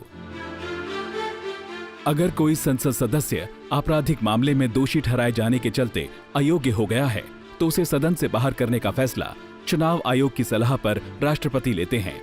लेकिन अगर कोई सदस्य अपनी पार्टी के खिलाफ गतिविधि के लिए दोषी पाया जाता है, तो दल बदल कानून के तहत उसकी योग्यता पर फैसला लोकसभा के स्पीकर या राज्यसभा के सभापति लेते हैं। संसद पर चर्चा को विराम देने से पहले विशेषाधिकार के बारे में जान लेना जरूरी है। आपने कई बार सुना होगा कि सांसदों के विशेषाधिकार होते हैं। अगर उनका हनन किया जाए तो संसद कार्रवाई कर सकती है। ये विशेषाधिकार इसलिए रखे गए हैं ताकि सांसदों को अपनी जिम्मेदारी निभाने में मदद मिल सके। इनका मकसद सांसदों को आम लोगों से अलग कोई विशेष दर्जा देना नहीं है। संसद में सांसद की कोई भी गतिविधि या भाषण विशेषाधिकार के दायरे में आते हैं।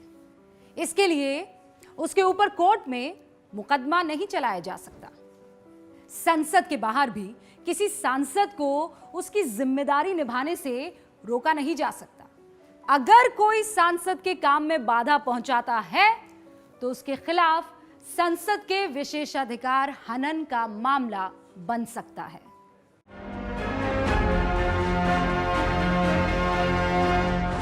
कानून बनाने वाली विधायिका और उसे लागू करने वाली कार्यपालिका के बाद चर्चा न्यायपालिका की।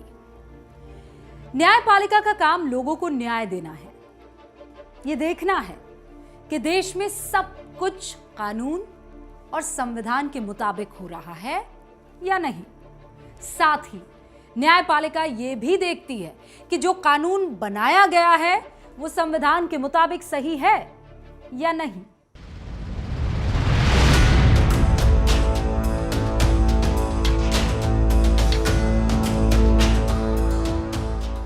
न्यायिक व्यवस्था में सबसे ऊपर है सुप्रीम कोर्ट यानी सर्वोच्च न्यायालय। संविधान के अनुच्छेद 124 में सुप्रीम कोर्ट की स्थापना का जिक्र है। इस समय सुप्रीम कोर्ट में जजों की स्वीकृत संख्या 35 है। सुप्रीम कोर्ट के अधिकारों और शक्तियों पर चर्चा से पहले बात जजों की नियुक्ति की। सुप्रीम कोर्ट के जजों की नियुक्ति राष्ट्रपति करते हैं।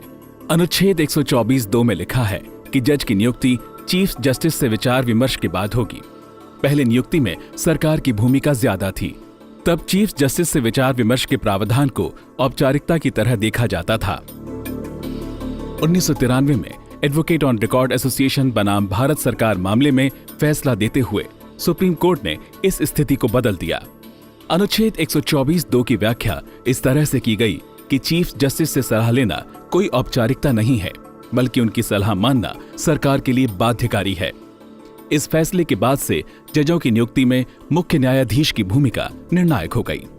फैसले में इस बात का ध्यान रखा गया कि भविष्य में चीफ जस्टिस मनमाने तरीके से नियुक्ति न कर सकें। इसलिए यह लिखा गया कि चीफ जस्टिस वरिष्ठतम जजों से सलाह कर जजों का चयन करेंगे।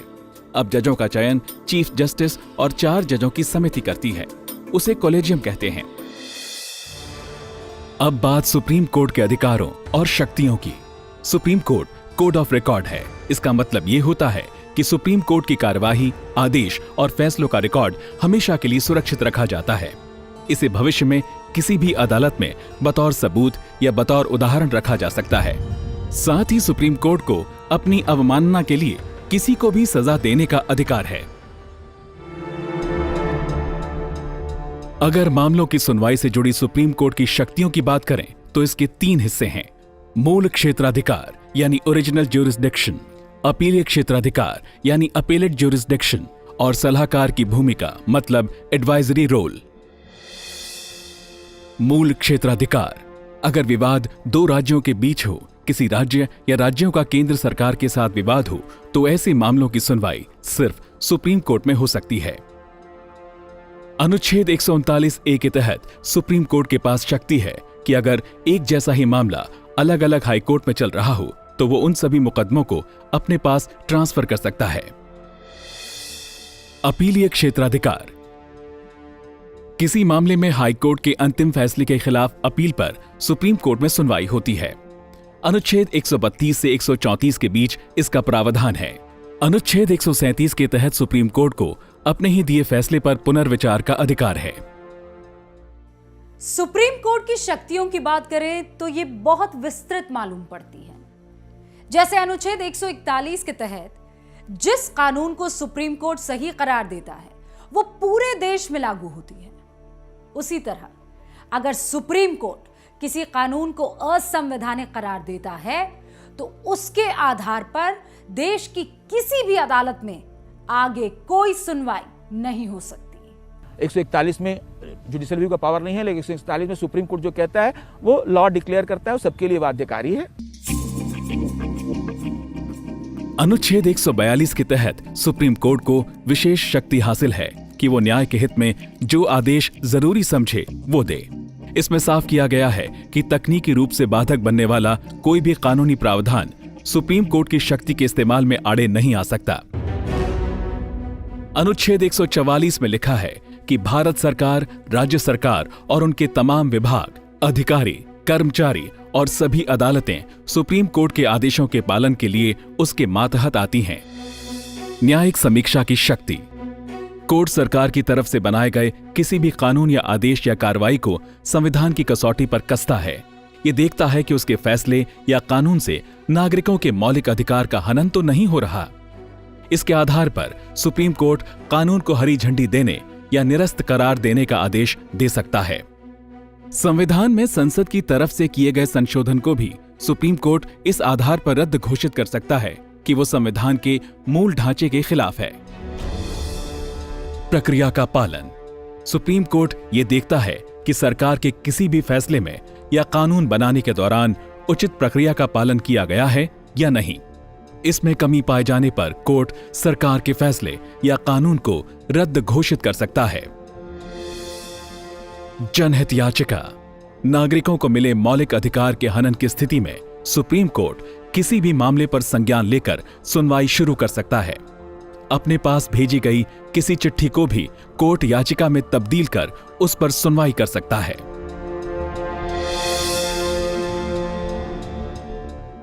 अनुच्छेद 214 और 231 में लिखा है कि हर राज्य का एक हाई कोर्ट होगा। हालांकि हर राज्य का अलग से हाई कोर्ट होना जरूरी नहीं है। छोटे राज्यों की स्थिति में किसी हाई कोर्ट का क्षेत्राधिकार एक से ज्यादा राज्य या केंद्र शासित प्रदेश में भी हो सकता है। हाई कोर्ट अपने अधिकार क्षेत्र में आने वाली सभी अदालतों के ऊपर होता है। उसे न्याय के हित में फैसले लेने का अधिकार है। हाई कोर्ट को यह अधिकार हासिल है कि वो गलत तरीके से दर्ज किए गए एफआईआर को रद्द कर सकता है।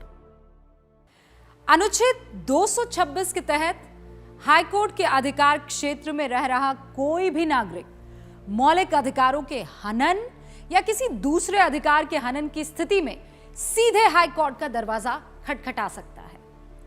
हाईकोर्ट न्याय के हित में जरूरी आदेश जारी करने का अधिकार रखता है। विधानसभा, लोकसभा और राज्यसभा के चुनाव के बाद अगर कोई प्रक्रिया को लेकर शिकायत करना चाहता है तो इसके लिए चुनाव याचिका सीधे हाई कोर्ट में दाखिल होती है।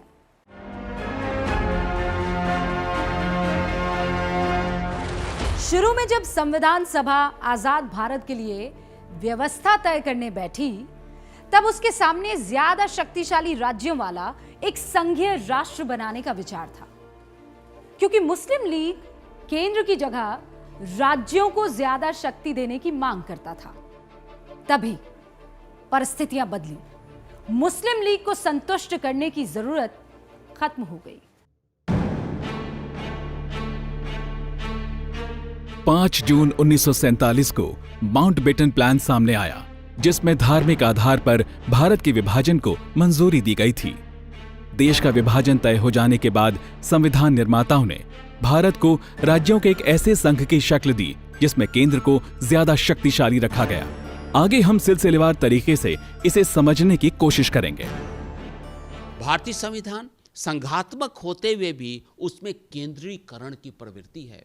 वास्तव में देखा जाए तो भारतीय संविधान में बहुत से ऐसे आर्टिकल हैं जो केंद्र को अधिक पावर देते हैं। फॉर एग्जाम्पल, अनुच्छेद 3 किसी राज्य के टेरिटरी को बढ़ाना, घटाना, इस पर कानून की रचना का अधिकार किसके पास है? केंद्र के पास है। किसी राज्य में अपॉइंटमेंट ऑफ द गवर्नर का अधिकार किसके पास है? केंद्र के पास है।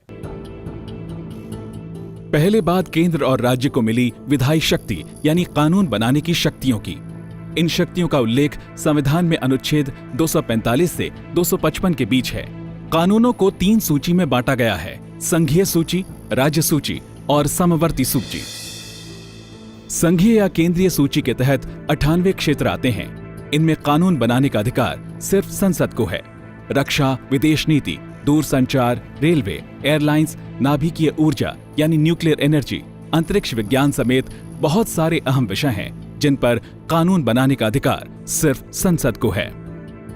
राज्य सूची में 61 विषय आते हैं। इन पर राज्य सरकार की पहल पर वहां की विधानसभा कानून बनाती है। इनमें भूमि सुधार, आबकारी, बिजली जैसे विषय आते हैं। वैसे तो इन विषयों पर कानून बनाना राज्य विधानसभा का विशेषाधिकार है, लेकिन विशेष परिस्थितियों में संसद भी इन पर कानून बना सकता है। ज्यादातर मामलों में संसद से पास राज्य सूची के विषय वाले कानून को एक सीमित अवधि के लिए लागू किया जाता है।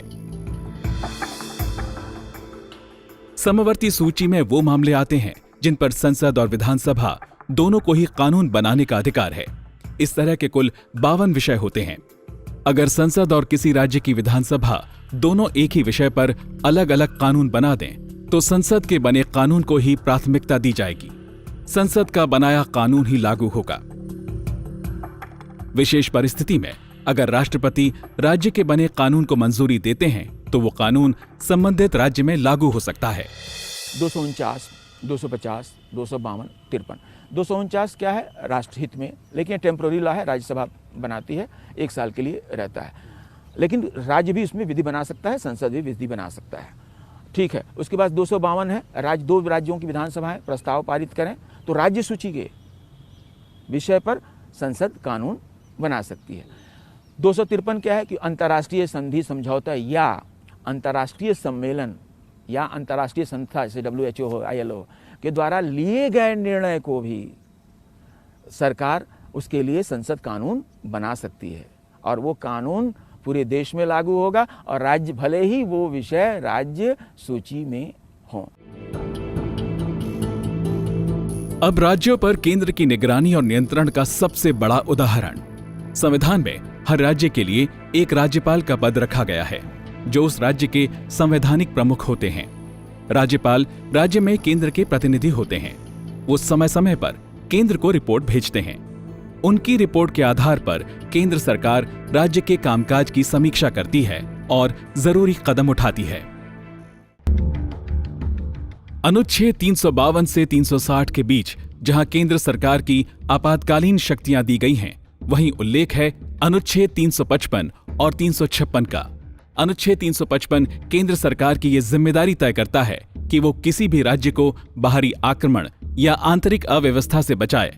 साथ ही केंद्र सरकार की ये जिम्मेदारी भी तय की गई है कि वो सुनिश्चित करे कि राज्य सरकार संविधान के दायरे में काम कर रही है। अगर किसी राज्य में बाहरी आक्रमण या आंतरिक अव्यवस्था की स्थिति हो तो वहां पर राष्ट्रपति शासन लागू किया जा सकता है। उसी तरह से राज्यपाल की रिपोर्ट अगर राज्य में संवैधानिक ढांचे के चरमरा जाने की बात कहती है तो केंद्र सरकार उस पर संज्ञान ले सकती है। राष्ट्रपति केंद्रीय मंत्रिमंडल की सलाह पर अनुच्छेद 356 के तहत राज्य में सत्ता चला रही सरकार को बर्खास्त कर शासन अपने हाथ में ले सकते हैं। अनुच्छेद 356 के तहत लागू राष्ट्रपति शासन को संसद की मंजूरी मिलना भी जरूरी होता है। अगर संसद से राष्ट्रपति शासन का प्रस्ताव खारिज हो जाता है तो सरकार को उसे हटाना पड़ता है। अनुच्छेद 356 के तहत लगने वाला जो राष्ट्रपति शासन है वो एक बार में 6 महीने तक के लिए ही लग सकता है। विशेष परिस्थितियों में अगर उसे विस्तार देना जरूरी हो तब भी इसकी अधिकतम अवधि 3 साल तक की होती है। पंजाब में आतंकवाद के दिनों में 61वां संविधान संशोधन करके वहां पर 5 साल तक के लिए राष्ट्रपति शासन जारी रखा गया था।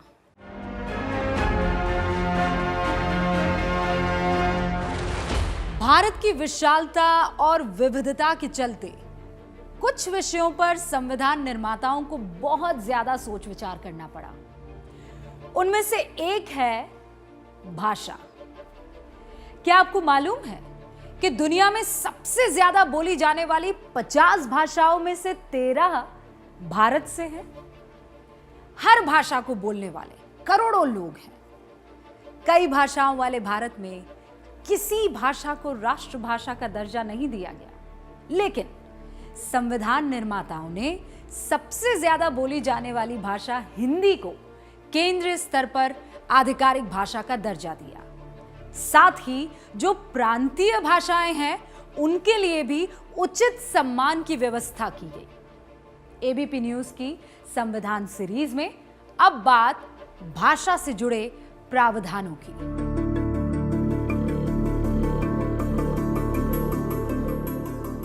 भाषा को लेकर मुख्य प्रावधानों पर चर्चा करने से पहले बात अनुच्छेद 29 और 30 की। संविधान सीरीज में हम पहले ये देख चुके हैं कि ये दोनों अनुच्छेद मौलिक अधिकारों का हिस्सा हैं। इनमें अल्पसंख्यकों के संरक्षण की बात कही गई है। यह साफ लिखा है कि अल्पसंख्यक का अर्थ सिर्फ धार्मिक या सांस्कृतिक नहीं बल्कि भाषाई अल्पसंख्यक भी है।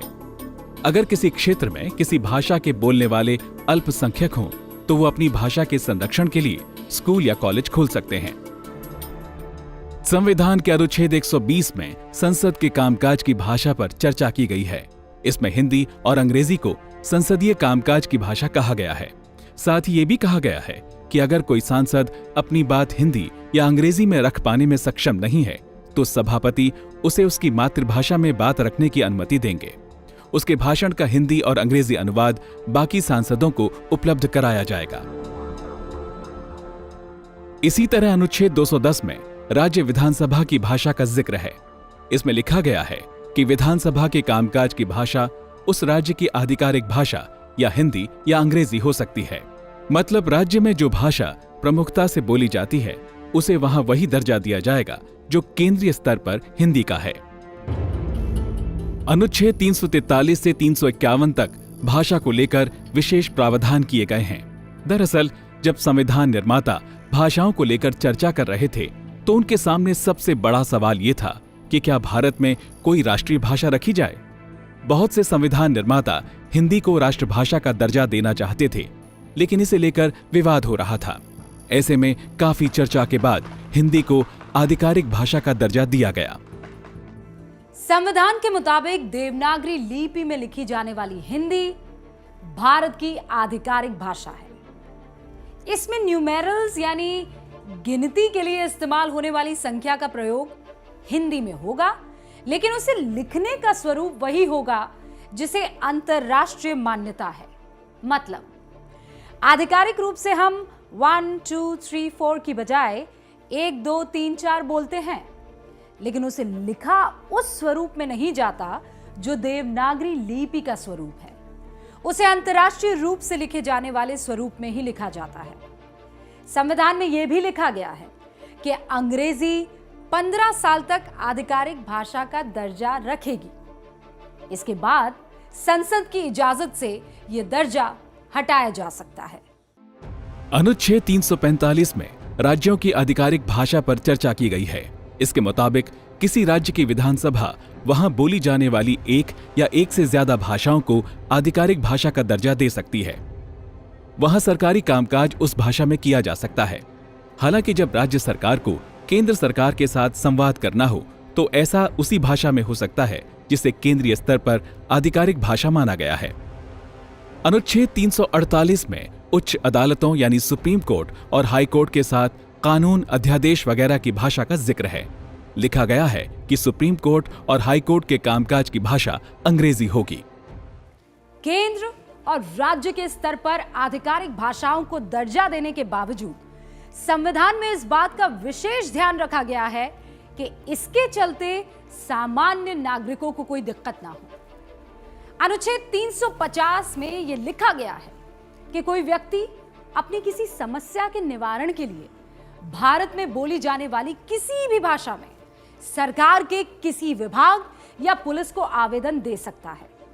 उसका आवेदन लेने से कोई भी विभाग ये कहकर मना नहीं कर सकता कि उसे जिस भाषा में लिखा गया है वो आधिकारिक भाषा नहीं है। भाषा पर चर्चा को विराम देने से पहले आखिरी बात संविधान की 8वीं अनुसूची की। इसमें 22 भाषाओं को मान्यता प्राप्त भाषा का दर्जा दिया गया है। ये भाषाएं हैं असमीज, बांग्ला, गुजराती, हिंदी, कन्नड़, कश्मीरी, मराठी, मलयालम, उड़िया, पंजाबी, संस्कृत, तमिल, तेलुगु, उर्दू, सिंधी, कोंकणी, मणिपुरी, नेपाली, बोडो, डोगरी, मैथिली और संथाली।